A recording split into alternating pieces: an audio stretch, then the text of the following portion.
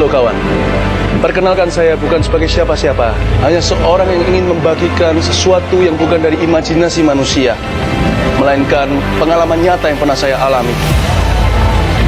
Pada tanggal 1 Januari tahun 2000, pukul 5 pagi, Tuhan membawa roh saya ke sebuah padang gurun yang sangat luas. Di sana sangat panas terik dan sangat kering. Dan saya melihat berbagai macam makhluk yang mengerikan, menjijikkan, yang belum pernah saya lihat sebelumnya, dan yang tidak akan pernah saya lihat lagi.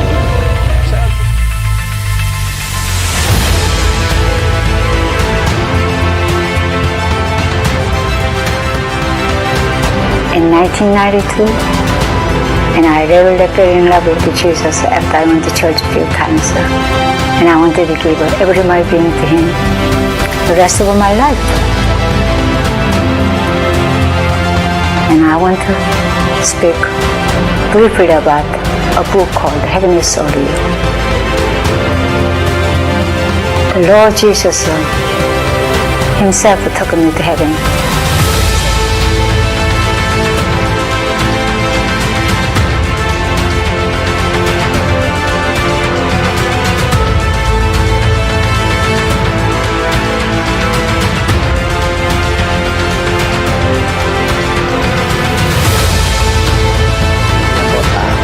Kotanya namanya Yerusalem. Makanya Yerusalem itu sebenarnya diambil dari kota yang ada di surga. Makanya nanti kalau orang ke surga nama kotanya Yerusalem.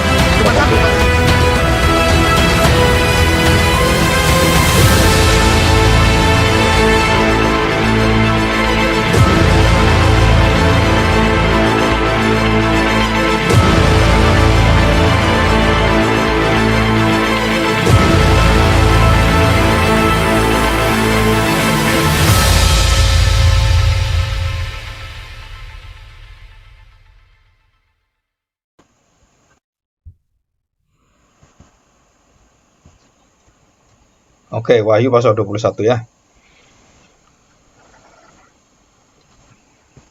Ayat yang ke 1 sampai dengan ayat yang ke 8. Kita ulangi, kita baca bersama-sama ya. Langit yang baru dan bumi yang baru. Lalu aku melihat langit yang baru dan bumi yang baru, sebab langit yang pertama dan bumi yang pertama telah berlalu, dan laut pun tidak ada lagi. Dan aku melihat kota yang kudus, Yerusalem yang baru, turun dari surga, dari Allah, yang berhias bagaikan pengantin perempuan, yang berdandan untuk suaminya. Ini satu ilustrasi sama dengan Efesus pasal 5, tentang suami istri ya, tentang pengantin laki-laki dan pengantin perempuan. Pasal 21 ayat 3. Lalu aku mendengar suara yang nyaring dari tahta itu berkata, lihatlah, kemah Allah ada di tengah-tengah manusia, dan Ia akan diam bersama-sama dengan mereka. Mereka akan menjadi umatnya, dan Ia akan menjadi Allah mereka. Dan Ia akan menghapus segala air mata dari mata mereka, dan maut tidak akan ada lagi. Tidak akan ada lagi perkabungan, atau ratap tangis, atau duka cita. Sebab segala sesuatu yang lama itu telah berlalu. Ia yang duduk di atas tahta itu berkata, lihatlah, aku menjadikan segala sesuatu baru. Dan firman-Nya, tuliskanlah karena segala perkataan ini adalah tepat dan benar. Firman-Nya lagi kepadaku, semuanya telah terjadi, aku adalah Alfa dan Omega, yang awal dan yang akhir. Orang yang haus akan kuberi minum dengan cuma-cuma dari mata air kehidupan. Barang siapa menang, ia akan memperoleh semuanya ini. Ya, barang siapa menang, ia akan memperoleh semuanya ini, dan aku akan menjadi Allahnya, dan ia akan menjadi anakku. Dan ini ditutup sebagai anak dari depan sebagai hamba-hambanya. Yang ke-8, nah ini penting juga ya. Tetapi orang-orang penakut, orang-orang yang tidak percaya, orang-orang keji, ya, yang membunuh dengan keji, yang kelakuannya keji, orang-orang pembunuh, orang-orang sundal, yang suka berzina, tukang-tukang sihir, penyembah-penyembah berhala, dan semua pendusta, mereka akan mendapat bagian mereka di dalam lautan yang menyala-nyala oleh api dan belerang. Nah ini gabungan. Jadi lautan itu lambang daripada hukuman, di mana roh-roh jahat, iblis dan semua orang-orang jahat ada di sana, kegelapan atau kerajaan kegelapan, dan ditambahi yang menyala-nyala oleh api dan belerang. Disebut dengan jelas oleh Alkitab, inilah kematian yang kedua. kematian yang tanda petik selama-lamanya, yang kekal. Ya, kita hari ini belajar tentang beberapa hal yang penting dari surga dan neraka, ya. Nah, ini. Nah, saya akan menjelaskan tentang sifat apa yang ada di surga dan neraka itu. Apakah di neraka dan surga itu bisa dimengerti oleh kita dengan pikiran kita yang terbatas, atau kita cuma mendapatkan sebagian melalui Kristus, dan pengetahuan kita tentang surga itu pun akhirnya bisa menerima dan tidak menyeluruhnya bisa diterima, karena itu keberadaan Allah sendiri. Jadi kita nggak mungkin bisa merasakan keberadaan Allah seperti Allah merasakan dalam dirinya sendiri. Nah, ini ada beberapa sifat yang penting dari keberadaan surga dan neraka. Yang pertama itu apa? Itu ada perpisahan dan pertemuannya. Sifat pertemuan dan perpisahan itu adalah bersifat kekal. Tiada akhirnya. Kalau manusia ada awalnya, karena alfa dan omega itu ditentukan oleh Kristus sebagai alfa dan omega. Tapi Allah tidak berawal dan tidak berakhir, namanya kekal. Selama-lamanya itu tiada akhir, ada awalnya. Jadi saya selama-lamanya, forever gitu ya. Nah, dengan eternal itu bedanya di situ. Kalau eternal, kekal itu tidak berawal dan tidak berakhir. Jadi nggak ada waktunya. Kalau kita selama-lamanya berada dalam kekekalan dengan Allah, berarti kita ada awalnya dan kemudian masuk ke kekekalan. Nah, itu kita selama-lamanya. Jadi kita bukan kekal, tapi kita ikut di dalam kekekalan Tuhan. Jadi kita dikekalkan oleh Tuhan. Dibuat ikut dalam kebersamaan Tuhan yang selama-lamanya. Ya, itu istilahnya bedanya di situ. Nah, ini sifat yang pertama adalah pertemuannya itu bersifat kekal. Nah, dari pertemuan yang bersifat kekal itu artinya bahwa semua pengertian kita tentang waktu di dunia itu sudah tidak terpakai lagi di surga. Tentang siang dan malam, ada matahari, ada bintang. Nah, kalau siang matahari, kalau malam bulan gitu kan, nah itu di surga sudah tidak ada lagi. Jadi pengertian kita tentang surga itu tidak boleh disamakan dengan kondisi yang ada di dunia ini. Kenapa? Karena memang kondisinya bukan kondisi duniawi, tapi surgawi.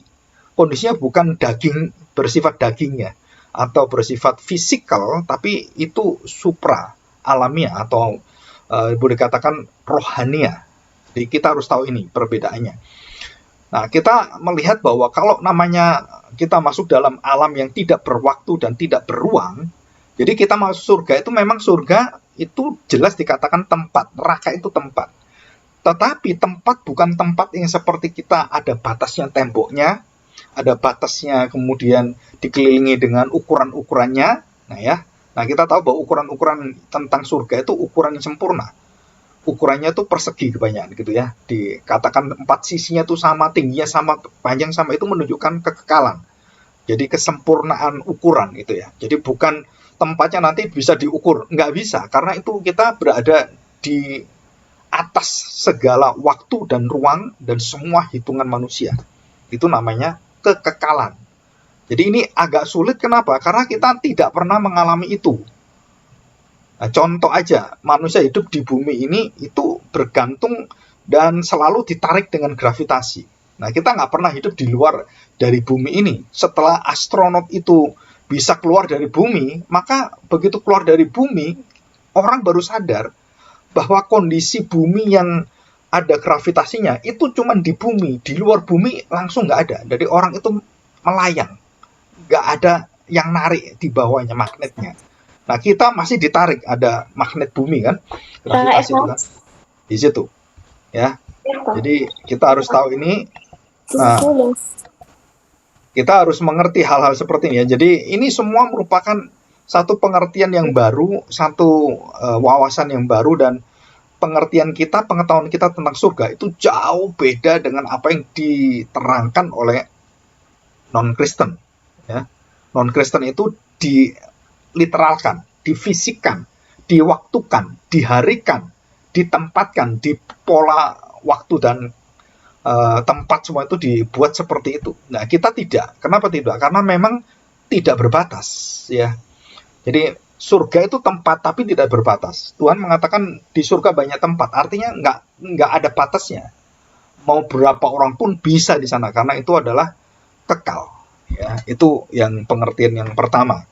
Jadi perpisahan dan pertemuan yang ada kalau kita berpisah dengan orang-orang yang berada di neraka, itu artinya perpisahan yang kekal, yang tidak pernah bisa dihentikan oleh siapapun. Kita berada dengan Tuhan itu kekal, ya, bersama-sama selamanya. Jadi orang yang di neraka itu sengsaranya itu selama-lamanya. Bayangkan gitu ya. Nah, yang kedua, kita seringkali mendengarkan Rasul Paulus dalam Efesus pasal 1, ya, ayat 18, 3 pasal 18, juga dalam Korintus 4, 17 dan semuanya. Nanti bisa dibaca gitu ya. Ada istilah bahwa kasih Allah itu begitu panjang, lebar, dan dalamnya. Nah, ini juga ukuran luas yang tak terukur, tak terjangkau. Dan bahkan Paulus pernah mengatakan dia pernah diangkat pada 2 Korintus pasal 4 itu. Dan dia ketemu dengan Tuhan di surga. Dikatakan di situ bahwa dia tidak boleh mengatakan hal yang tidak bisa dikatakan di surga. Coba kita baca ini ya. Dalam 2 Korintus pasal 4 ayat yang ke 17. Ya. Nanti kita akan melihat ini. Hal-hal yang kekal itu ya. Hal-hal yang kekal. 2 Korintus 4:17, nanti 12 ayat 4. Demikian, sebab penderitaan yang ringan sekarang ini mengerjakan bagi kamu kemuliaan kekal yang jauh melebihi segala-galanya. Jauh lebih besar daripada penderitaan kami. Ya, istilah kekal itu seperti ini. Jadi menjelaskannya itu, bahasanya itu betul-betul hiperbola, karena memang nggak bisa dijelasin kalau nggak dihiperbolakan. Nah, terus kita lihat ayat yang ke 12, 2 Korintus pasal 12 ayat yang ke-4 ya. Nah, perhatikan baik-baik. Saya bacakan ayat kedua. Aku tahu tentang seorang Kristen, itu Paulus sendiri ya. Wah, seorang Kristen 14 tahun yang lampau, dia pernah mengalami ini. Dikatakan entah di dalam tubuh aku tidak tahu, entah di luar tubuh aku tidak tahu. Allah yang mengetahuinya. Orang itu tiba-tiba diangkat ke tingkat yang ketiga di surga. Untuk apa? Ketemu Yesus sendiri. Ayat yang ketiga, aku juga tahu tentang orang itu. Entah di dalam tubuh, entah di luar tubuh, aku tidak tahu. Allah yang mengetahuinya. Coba bayangkan, sampai keberadaan dirinya pun waktu setelah ada di surga, dia tuh nggak bisa ngerti kok bisa ya seperti itu. Nggak bisa dijelaskan. Makanya kalau kita lihat ada orang-orang pernah ke surga ke neraka, itu harus baca ayat ini dulu, baru kita tahu itu sesat semua. Orang pernah ke surga ke neraka, bolak-balik ke surga ke neraka ke surga, itu sesat semua. Kalau ada pendeta ngomong seperti pernah ke surga, pernah ke neraka. Siapa pernah ke surga ke neraka? Kecuali Tuhan Yesus. Nggak ada orang pernah ke surga terus ke neraka. Terus nggak apa-apa, terus bisa keliling-keliling ajak kita lagi bertamasya gitu ya. Ayo tour ke sana gitu ya, ngadakan tour guide gitu. Nah, itu adalah ajaran-ajaran yang sangat menyesatkan sekali. Kita nggak peduli yang ngajar siapapun, Alkitab itu jelas sekali. Tapi Paulus jelaskan ini. Jadi aku tidak tahu bagaimana kamu bisa tahu jelasin semua hal-hal yang aneh-aneh seperti itu. Ayat 4. Ia tiba-tiba diangkat ke Firdaus. Nah, Firdaus itu adalah surga. Firdaus. Dan ia mendengar kata-kata yang tak terkatakan. Apa Pak kata-kata tak terkatakan? Apa yang kata yang tidak bisa dikatakan? Apa itu? Yaitu namanya kondisi surgawi. Jadi waktu kamu dari surga terus menjelaskan pada orang, oh surga itu seperti ini, begini. Nggak bisa. Kenapa nggak bisa? Nggak bisa dikatakan dengan kata-kata. Gimana mau menjelaskannya? Kata-kata nggak bisa menjelaskannya. Makanya dalam kitab Wahyu semua dijelaskan dengan apa? Dengan ilustrasi gambaran-gambaran semua. Karena nggak mungkin dengan bahasa literal dijelaskan. Namanya bahasa apokaliptis, lambang simbol, dan bersifat itu gambaran-gambaran ya. Nah, itu jelas sekali. Dikatakan, aku tidak tahu. Ia tiba-tiba diangkat ke Firdaus dan ia mendengar kata-kata yang tak terkatakan, yang tidak boleh diucapkan manusia. Bayangkan. Jadi Paulus itu nggak berani ngomong tentang kondisi surga. Bagaimana dia? Nggak tahu saya. Kok ada orang-orang menjelaskan tentang saya tahu surga, saya tahu neraka. Di surga itu ada serigala yang menjilat itu orang-orang yang yang keji-keji seperti itu, dan mereka digigit kemudian, dan orang-orang yang berzina itu alat vitalnya digigit oleh serigala itu, dicapik-capik perutnya. Wah, ngeri juga gitu ya. Nah, itu nggak ada. Itu ajaran sesat, itu ajaran dunia. Ya, jadi kalau ada mendengar pendeta pernah ke surga ke neraka, jangan didengar. Kenapa? Karena itu ngawur semua. Tidak ada dalam Alkitab, dan tidak ada orang yang pernah ke surga ke neraka. Dan tidak ada sama sekali.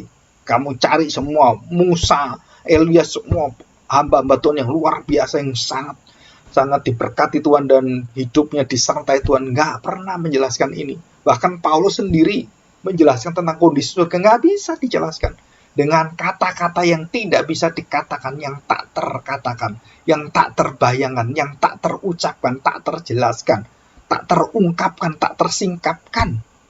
Dan itulah kondisi surga. Jadi kalau orang tanya surga gimana? Aduh, ya seperti Alkitab katakan aja. Kenapa? Karena nggak melebihi daripada apa yang kita bisa mengerti gitu. Nah, ini yang kedua ya. Yang kedua. Jadi jelas sekali bahwa dalam firman Tuhan itu dikatakan dengan sempurna sekali bahwa surga itu keberadaan yang sangat indah dan maha indah. Nggak bisa dijelaskan dengan kata-kata. Kenapa? Karena memang nggak mungkin dijelaskan dengan kata-kata. Karena itu keindahan bukan keindahan yang istilahnya orang ditutup dan diblokir atau dibatasi dengan kata-kata. Nggak bisa. Kata-kata itu ciptaan manusia. Surga itu hadirat Allah. Nggak bisa. Ya. Oke. Ayat yang ke-4 ya. Saya ulangi, ia tiba-tiba diangkat ke Firdaus dan ia mendengar kata-kata yang tak terkatakan, yang tidak boleh diucapkan manusia. Atas orang itu aku tidak bermegah. Wah, aku kan pernah ke surga, aku mau bermegah gitu. Nah, perhatikan ini. Tetapi atas diriku sendiri aku tidak akan bermegah. Memang siapa saya? Jadi satu sisi dia pernah dibawa ke surga itu, waduh itu kemegahan yang luar biasa, kepingin dia bermegah. Nggak mau dia, nggak boleh. Dan dikatakan, aku sendiri, atas diriku sendiri, aku tidak akan bermegah selain atas kelemahan-kelemahanku. Luar biasa ini Paulus mengajar kita. Jadi yang kita pamerkan bukan, surga begini, bukan. Kelemahan-kelemahan dia, dosa-dosanya dia, bagaimana dia tuh dalam segala pelayanan itu bergantung pada Tuhan dan dia sangat lemah. Dan itu yang dipamerkan. Bukan, wah saya pernah kursus, saya melihat malaikat Jibril, malaikat Mikail, malaikat saya tahu semua. Ada berapa ribu malaikat dan saya lihat. Nggak bisa. Ini kita belajar hari ini tentang pengajaran akhir zaman yang berkaitan dengan semua ini. Kita tahu bahwa begitu banyak pengajaran yang kita dengar bahkan tiap hari, tiap saat, dan di YouTube semua banyak. Itu sangat menyeleweng dari firman Tuhan. Bukan hanya menyeleweng, itu betul-betul melawan seluruh kebenaran yang ada. Ya. Nah, ayat 6. Sebab sekiranya aku tidak bermegah juga, aku bukan orang bodoh lagi. Karena aku mengatakan kebenaran. Tetapi aku menahan diriku. Coba bayangkan. Bermegah di dalam yang sebenarnya aja dia masih menahan diri. Karena dia takut ada kesombongan, kemuliaan diri yang akan merusakkan semuanya. Supaya jangan ada orang yang menghitungkan kepadaku lebih daripada yang mereka lihat padaku dan yang mereka dengar daripadaku. Coba bayangkan. Jadi jangan sampai ada orang itu memuji aku melebihi, wah ini Paulus luar biasa, pernah ke surga, pernah, semua jemaatnya kagum sekali dan meninggikan Paulus. Dan itu dosa yang sangat-sangat dihindari oleh Paulus. Karena itu membuat dirinya apa? Dikatakan, aku tidak bermegah dan aku bukan orang bodoh lagi. Aku menahan diriku. Jangan sampai ini menjadi satu kebanggaan saya. Tetapi sekarang kebalikan. Wah, malah disiar-siarkan kalau kita pernah mengalami hal-hal yang luar biasa, penampakan. Dan banyak orang yang suka dengan seperti itu. Nah, ini kita harus hati-hati ya. Jadi, yang kedua apa? Perhatikan baik-baik. Ini satu istilah. Jadi, infinity. Infinity itu tak terhingga, tak terbatas. Jadi kita tahu bahwa kekekalan keberadaan Allah, surga dan neraka itu tak terbatas. Tidak bisa diukur kedalamannya. kasih Allah itu seberapa dalam. Nggak bisa diukur. Semakin mendalam kamu nggak ada ujungnya, karena Allah adalah Allah yang kekal. Kasihnya kekal, kesabarannya kekal, pengampunannya kekal. Jadi nggak bisa diukur. Bagaimana mengukur? Berapa kali saya harus mengampuni? 70 kali 7 kali. Lu berapa kali? Ya selama Tuhan ampuni, bukan menurut kamu, tapi menurut Tuhan. Bukan menurut emosi kita, pengertian kita, balas dendam kita, iri hati kita, enggak. Menurut apa yang Tuhan tetapkan semuanya. Itu semua berasal daripada Tuhan. Kalau kamu diminta mengampuni, ya kamu ampuni. Jangan mikirkan bagaimana dia balik atau enggak. Kenapa? Karena itu adalah perintah Tuhan, bukan menentukan orang itu jadi baik atau enggak. Jadi pengampunan yang kita miliki dari Tuhan, itu haknya Tuhan untuk mengubahkan atau tidak. Kita hanya berhak untuk mengampuni, tidak berhak untuk menghukum orang, tidak berhak untuk menentukan orang masuk dalam, oh ini kamu orang jahat, kamu orang yang tidak diselamatkan. Itu semua ditentukan oleh Tuhan, bukan kita. Jadi kita melihat bahwa kasih Allah begitu dalam, dan dikatakan juga begitu tinggi. Allah yang maha tinggi, kasihnya maha tinggi, Allah yang luas sekali menerima manusia. Begitu kasihnya juga luas sekali menerima manusia. Nah, istilah-istilah ini adalah istilah apa? Istilah surgawi. Jadi kalau saya mengampuni, pengampunan surgawi. Kalau saya mengasihi surgawi. Kalau saya menerima kamu, saya terima jadi saudara saya surgawi. Ini yang kadang-kadang kita belajar, kita lupa ini. Jadi infinity ini, unlimited. Nggak bisa didefinisikan, undefined juga. Nggak bisa diukur, unmeasurable. Nggak bisa istilah orang itu dipatoki gitu, nggak bisa. Semua kita ukur dengan cara kita. Murid-murid Tuhan Yesus juga sama, ingin dia berada di tempat yang terbaik, padahal Tuhan Yesus mengatakan nggak ada orang bisa menempatkan yang terbaik di sisi kiri kananku. Semua itu kehendak Tuhan, kehendak Bapa. Ya, jadi kita belajar ini. Yang ada di surga, semua ada di surga. Semua yang ada di surga itu tak bisa dijelaskan, diukur, dan nggak bisa artinya itu dirangkul, dimiliki semua. Jadi kita di surga itu nggak bisa memiliki surga sepenuhnya. Dalam arti apa? Seperti Allah memiliki surga, kita memiliki surga melalui Kristus. Dan itu pun sudah, terima kasih sudah. Kenapa? Udah masuk surga itu udah, nggak kebayang daripada kamu masuk neraka gitu. Ya, nah kita akan masuk yang ketiga. Perhatikan demikian ya. Kebahagiaan di surga, kedamaian di surga, dan kesenangan, sukacita, kenyamanan di surga, itu adalah gak bisa kita bayangkan, kita bandingkan dengan yang di dunia ini. Contoh gitu ya. Orang bahagia itu apa? Punya istri, suami yang ganteng, yang cantik, kemudian yang kaya, baik hati, beriman pada Tuhan, dan orangnya itu sabar luar biasa. Nah itu bayangan kita seperti itu. Padahal Alkitab mengatakan, hai suami, takluk. Hai istri, tunduklah pada suamimu. Berarti apa? Karena memang istri itu biasanya nggak tunduk. Hai suami, kasih istrimu seperti tubuh sendiri. Memang suami nggak pernah ngasih istrinya seperti ngasih dirinya sendiri. Jadi Tuhan perintahkan, kenapa? Karena ada dosa. Karena kasih Allah itu tidak bisa dibatasi dengan kelemahan kita. Maka Tuhan perintahkan dengan apa? Dengan satu penjelasan bahwa apa yang ada dalam hidup kita ini, hubungan-hubungan kita, hubungan anak dengan orang tua, suami istri, hubungan dengan saudara, itu semua adalah tidak bisa diukur dengan hubungan secara dunia ini. Semua akan diukur Tuhan dengan hubungan duniawi, surgawi yang di dunia ini. Jadi kalau kita doa Bapa kami, di bumi seperti di surga, bukan dibalik. Di surga seperti di bumi. Doa Bapa kami itu di bumi, jadi seperti di surga.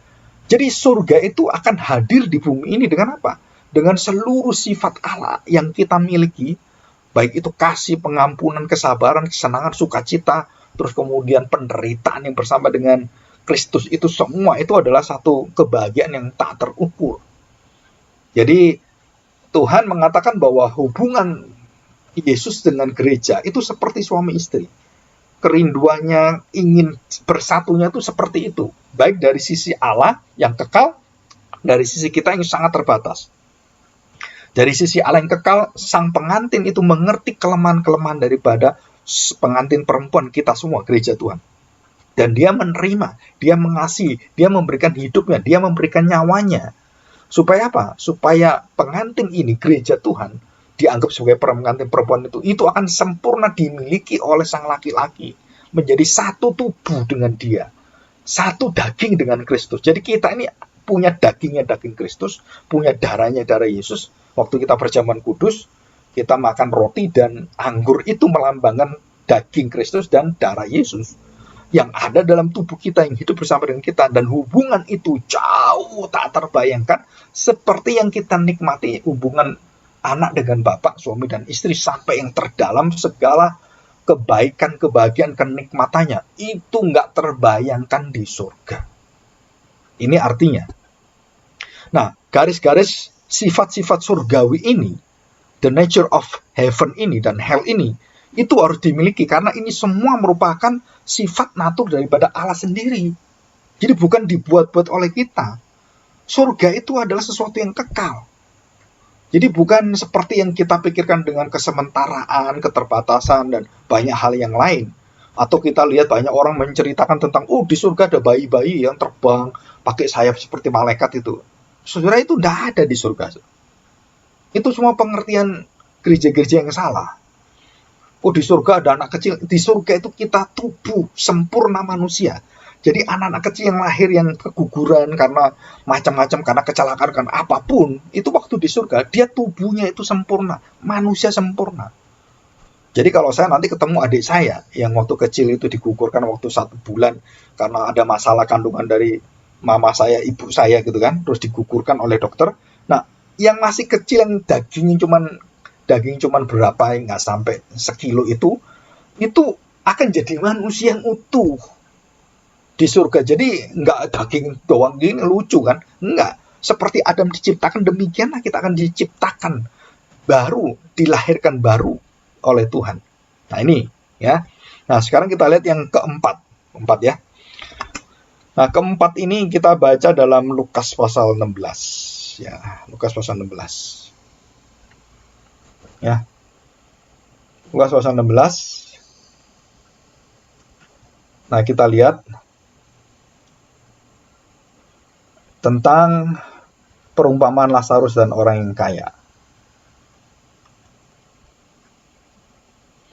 Ya, ada satu, ini sebenarnya ini satu ilustrasi yang sangat luar biasa Tuhan Yesus katakan. Walaupun perumpamaan tidak bisa diliteralkan, tetapi ada beberapa bagian yang penting tentang sifat surga dan neraka, dan bagaimana peranan Tuhan di dalam memisahkan surga dan neraka, dan hubungan surga dan neraka yang tidak bisa dilewati. Makanya kada orang mengatakan, saya pernah ke surga, pernah neraka. Nggak mungkin, saudara. Nggak mungkin. Malaikat pun nggak bisa ke neraka. Yang bisa ke neraka itu hanya Tuhan Yesus. Ya. Yang bisa ke neraka itu malaikat-malaikat yang masuk neraka, orang-orang masuk neraka. Dan yang di neraka nggak bisa ke surga. Ke surga nggak bisa ke neraka. Dan itu sudah ditutup oleh Tuhan bagian itu. Ya, perhatikan ini. Ya, ayat yang ke 22. Kemudian matilah orang miskin itu, lalu dibawa oleh malaikat-malaikat ke pangkuan Abraham. Orang miskin gitu ya. Tetapi orang kaya tidak dibawa oleh malaikat-malaikat dan tidak dibawa ke pangkuan Bapak Abraham. Kenapa? Karena itu melambangkan Firdaus, melambangkan surga. Jadi bukan Abraham terus punya pupu mangku orang-orang itu. Bukan, itu satu gambaran, satu ilustrasi. Pangkuan Abraham itu, pangkuan Bapak Abraham itu adalah surga artinya. Jadi bukan dipangku di pupunya Bapak Abraham, bukan saudara. Ya. Jadi kita harus tahu ini adalah bahasa kiasan. Dan perhatikan juga ayat 23, Lukas 16 ayat 23. Orang kaya itu juga mati lalu dikubur. Nggak dibawa malaikat. Jadi kalau ada yang mengajar bahwa orang mati itu juga diangkat malaikat, nggak ada, saudara. Orang mati ya mati aja. Ya, bagaimana nyawanya? Nyawanya masuk di dalam hukuman yang kekal. Tunggu waktu nanti Tuhan tinggal memasukkan api, bernyala-nyala di lautan api itu.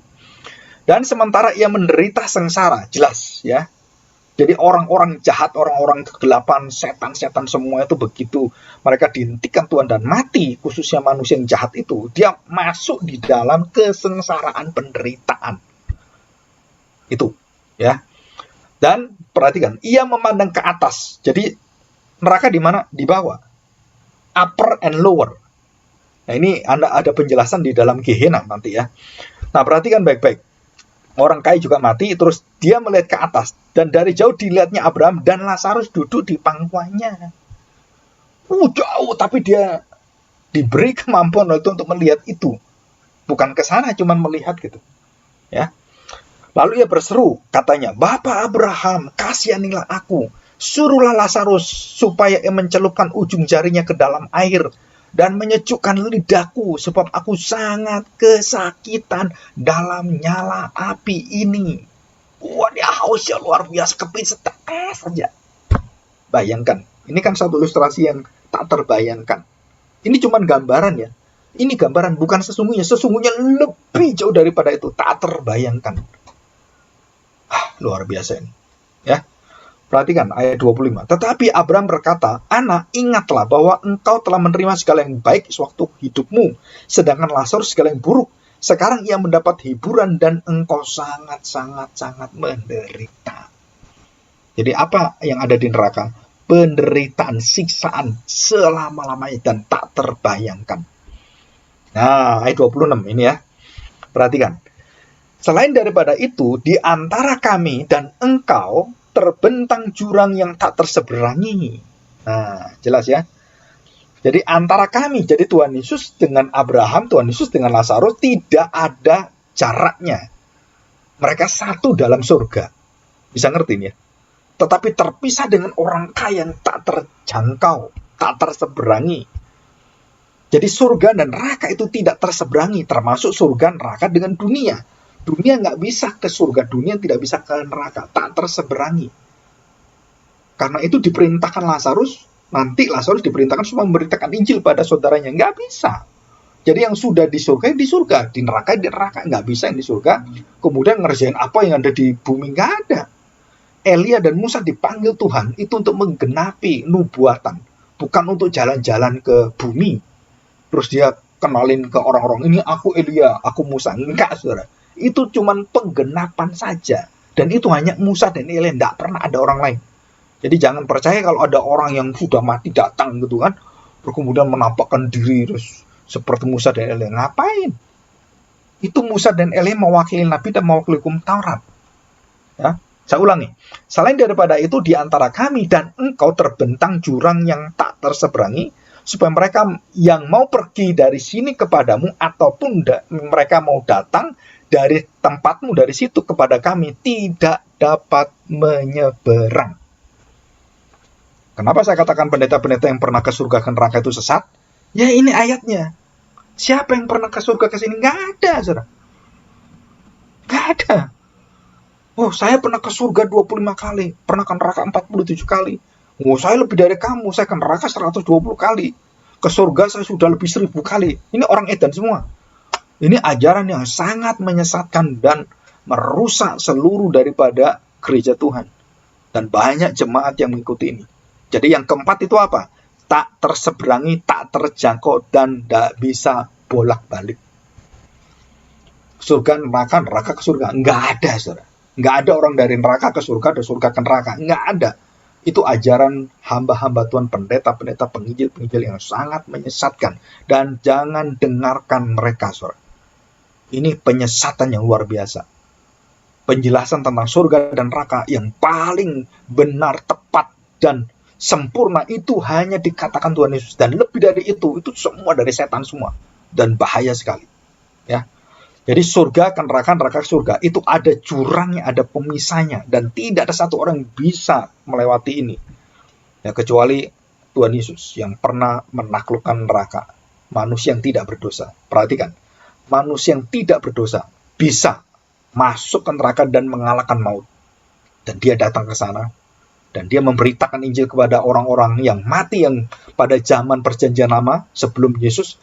Dia memproklamirkan bahwa dia adalah juru selamat.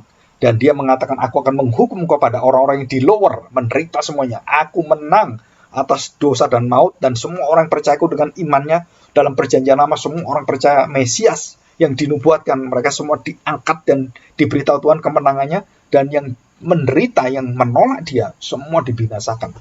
Ya, dan itu jelas sekali. Oke, Nah, kita lihat Efesus pasal 1. Efesus pasal 1 ayat 18. Dan supaya menjadikan mata hatimu terang, agar kamu mengerti pengharapan yang terkandung dalam panggilanmu.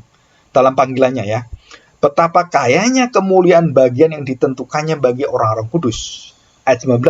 Dan betapa hebat kuasanya yang percaya sesuai dengan kekuatan kuasanya yang dikerjakannya di dalam Kristus dengan membangkitkan dia dari antara orang mati dan mendudukkan dia di sebelah kanannya di surga. Betapa hebatnya, dikatakan nih, betapa kayanya, betapa. Ungkapan apa? Keindahan surga yang kekal itu. Hubungan yang sangat sempurna, yang maha sempurna itu. Keindahannya itu, maha indah itu, nggak bisa dijelaskan. Betapa kayanya, betapa dalamnya, betapa indahnya. Oh, betapa indahnya. Bila saudara seiman. Itu bukan cuma gandengan tangan. Bukan, saudara. Kita tuh bergereja kadang-kadang maunya secara literal. Padahal nggak seperti itu. Indahnya saudara seiman itu adalah pergaulan kita itu akan terus sampai ke surga kekal. Kamu harus menerima saudara dalam segala kelemahanmu. Dan kamu akan diterima dalam segala kelemahanmu. Sama, saling melayani. Dan saling mengampuni, saling mengasihi, saling menerima, saling orang artinya tuh saling mendahulukan yang satu dengan yang lain. Itu adalah kekuatan surgawi. Betapa indahnya. Oh, betapa indahnya. Bila saudara seiman berkumpul. Itu artinya di sana, saudara. Saya pernah khotbah ini di Persekutuan Pemuda. Dan saya beritahu, bukan, gandengan tangan itu artinya itu keindahnya. Bukan. Bukan hal seperti itu. Tapi kesatuan hati kita menerima dengan kasih Allah, pengampunan, kesabarannya. Dan kita bisa mendahulukan diri kita dari segala semua yang ada itu, kita mendahulukan orang lain daripada diri kita. Dan kita membagikan hidup kita pada orang lain. Itu yang disebut sebagai keindahan. Betapa indahnya jika semua orang percaya dalam gereja Tuhan, Kisah Para Rasul pasal 2 dan pasal 4, mereka membagi-bagikan, tidak ada di antara mereka yang kekurangan. Nggak ada sama sekali. Yang kaya menjual rumahnya untuk semua anak-anaknya. Kita baru dihebohkan dengan apa? Akiditio, ya, pengusaha Chinese Tionghoa, memberikan 2 triliun. Bayangkan, saudara. Nggak pernah ada konglomerat yang ngasih 2 triliun, walaupun uangnya ratusan triliun. Coba bayangkan. Dan coba kita bayangkan hal seperti itu aja membuat kita kagum gitu. Apa yang Tuhan Yesus bagikan pada kita? Melebihi daripada itu seperti setetes air di laut. Yesus mati bagimu. Betapa berharganya darah Yesus. Istilah betapa itu artinya menunjukkan sesuatu yang nggak bisa dijelaskan. Penerimaan kita anugerahnya yang luar biasa. Dan kita bersyukur. Ya. Kenapa bersyukur? Karena itulah surga. Pasal 3. Efesus pasal 3. Ya. Efesus pasal 3 ayat yang ke-18. Aku berdoa supaya kamu bersama-sama dengan segala orang kudus dapat memahami. Perhatikan ya. Betapa lebarnya, panjangnya, dan tingginya, dan dalamnya kasih Kristus. Coba, 4 lebar, panjang, tinggi, dalam. Ditambah dalam. Dalam itu panjang, lebar, tinggi itu kan luas. Dalam itu apa? Itu dimensi yang surgawi. Jadi 4 ukuran yang sempurna ini diberi kedalamannya surgawi. Dan ini keindahan yang luar biasa. Paulus bisa menjelaskan betapa dalamnya, betapa panjangnya, betapa tingginya, betapa lebarnya, betapa luasnya hati Tuhan. Dan itu menunjukkan apa? Kekekalan. Pemerintahan surgawi. Sifat natur Allah dalam diri orang percaya, dalam diri kita, dalam diri Paulus. Kita bersyukur hari ini. Ya. Besok kita akan menerima penjelasan tentang Gehenna. Ya, hari Sabtu itu, besok pagi, saya akan menjelaskan. Dan hari ini kita cukup untuk mengerti tentang hal-hal yang bersifat karakteristik surga dan neraka, yang ada paduannya, ada kesamaannya, dan ada bedanya. Ya, nah kita lihat ini ya. Sekarang kita lihat. Nah ini, ya, apa yang ada di surga dan apa yang tidak ada di surga. Apa yang ada di neraka tidak ada di neraka. Jadi kalau kita mau bahasanya mudahnya begini. Yang ada di surga tidak ada di neraka. Yang ada di neraka tidak pernah ada di surga. Ya. Jadi nggak pernah yang pernah di surga terus di neraka. Nggak ada, saudara. Jadi kalau orang mengatakan, saya pernah ke surga, saya pernah neraka. Nggak ada, saudara. Itu terpisah dan berlawanan. Nggak mungkin di sini bisa di sini bisa di sini. Nggak mungkin. Mulai hadiratnya, keberadaannya, nggak bisa bercampur. Sudah dipisah oleh Tuhan. Dan tidak ada satu orang yang bisa ke sini. Itu melawan semua firman Tuhan. Nah, perhatikan.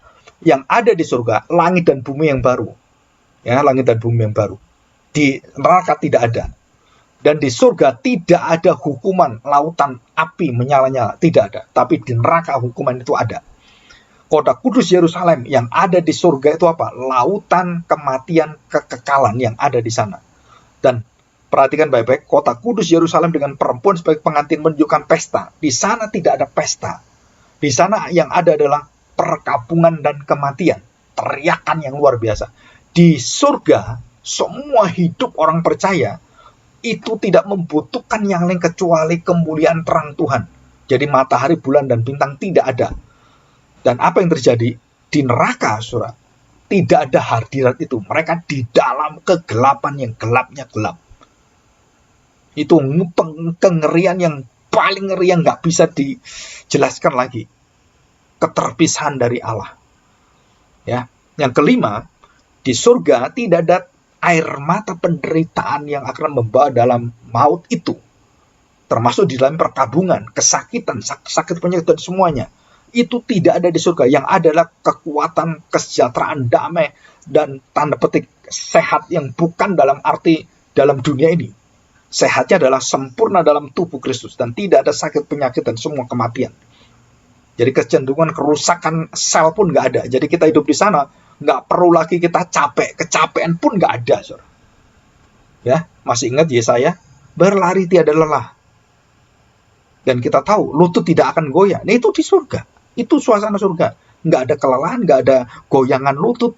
Dan yang seperti Mazmur 1 dan juga beberapa ilustrasi dari Yeremia dan Yesaya, pohon kehidupan itu selalu hijau, nggak pernah kering dan jadi coklat, nggak pernah.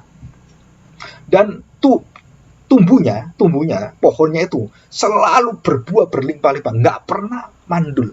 Berbuah, bukan hanya berbuah, enak, nikmat, dan berlimpah-limpah. Dan ini suasana apa? Suasana surgawi semua.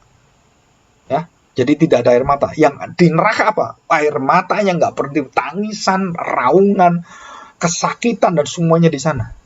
Kita menerima wajah Tuhan yang tersenyum di surga dengan satu perkenan karena Bapa mengasihi anak dan anak memberikan nyawanya pada kita. Kita pun dikasih Bapa oleh karena anaknya. Kita semua diterima sebagai anak-anaknya semua, anak angkat gitu ya.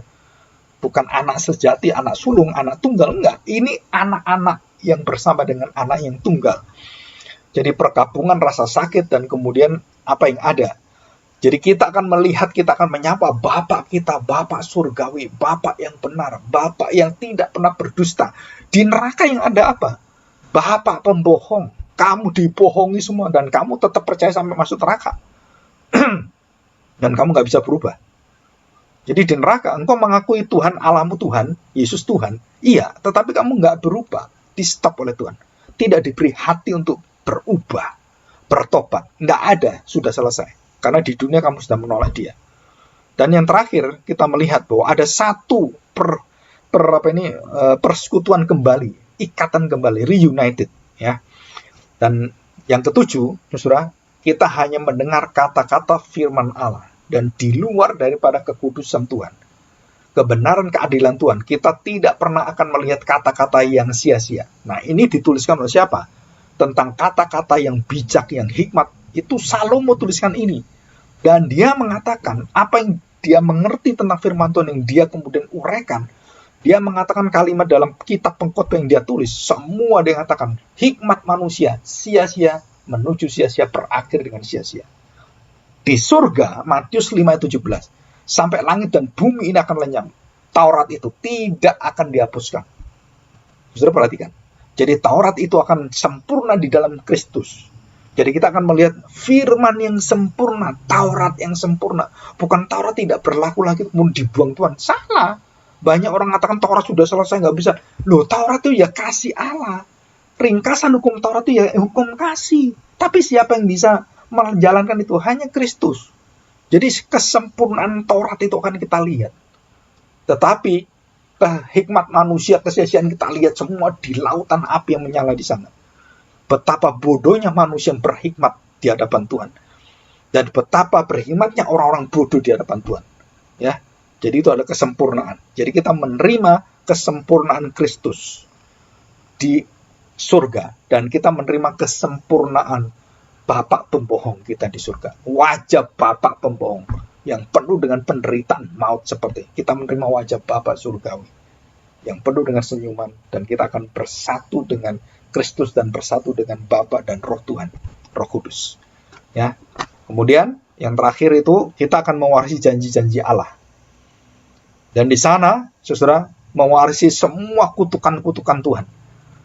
Dan kita akan meminum dari air kehidupan, dari pohon kehidupan, yang akan membuat kita merasakan satu sukacita, satu kemenangan, dan kembali ke Taman Firdaus. Ingat ya, jadi kita akan kembali ke Firdaus. Kenapa dikatakan Firdaus? Kamu dengan aku akan bersama aku di Firdaus, kepada penjat sebelah Tuhan Yesus. Masih ingat kan?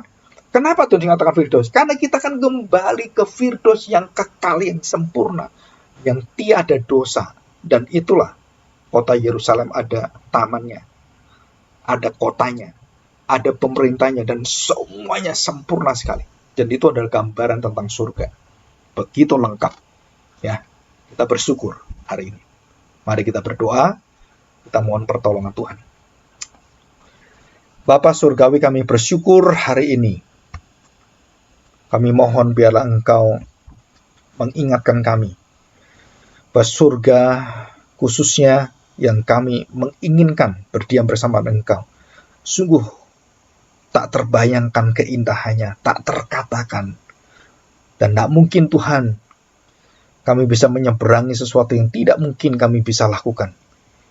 Kami melihat bulan, kami tidak mungkin ke sana. Kami melihat matahari, lebih tidak mungkin lagi. Kami melihat seluruh jagat semesta ini. Aduh Tuhan, sungguh betapa hebatnya Engkau. Waktu kami jatuh dalam dosa, betapa jatuhnya kami sedalam-dalamnya.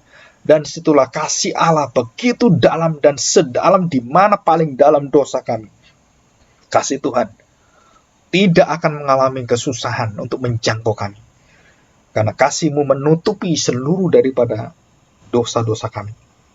Kami bersyukur Tuhan. Tanpa kasih Kristus yang kekal, tanpa penderitaan dan kematiannya, dan dijamin dengan kebangkitannya, maka tidak ada satu orang pun yang bisa memasuki hidup yang bahagia di surga. Tuhan, ini satu kerinduan kami. Kami mau belajar dengan sungguh-sungguh. Biarlah kami belajar untuk menyaring semua pengajaran-pengajaran yang tidak sesuai dengan firman-Mu Tuhan. Kami hari ini belajar dengan hati yang bersungguh-sungguh di hadapan-Mu. Karena ini bukan hanya pengertian, tapi ini sungguh-sungguh satu gambaran bahwa kami akan memasuki surga. Dan bersama dengan semua orang-orang yang Kau cintai Tuhan. Seluruh keluarga kami, seluruh anak cucu kami, semua orang-orang yang di atas dan di bawah kami. Semuanya yang Tuhan tetapkan, Tuhan pilih di dalam Kristus. Kami akan bersukacita dalam pesta kemenangan yang tiada habis-habisnya di surga. Terima kasih Bapa. Kami bersyukur karena Roh Kudus hadir dalam hati kami, terus menguatkan, membawa Kristus semakin menyala, semakin terang, dan semakin memuliakan seluruh hidup kami ini. Terima kasih Tuhan, kami serahkan hati kami, berkatilah kami hari ini. Di dalam nama Tuhan Yesus kami serahkan doa ini. Amin.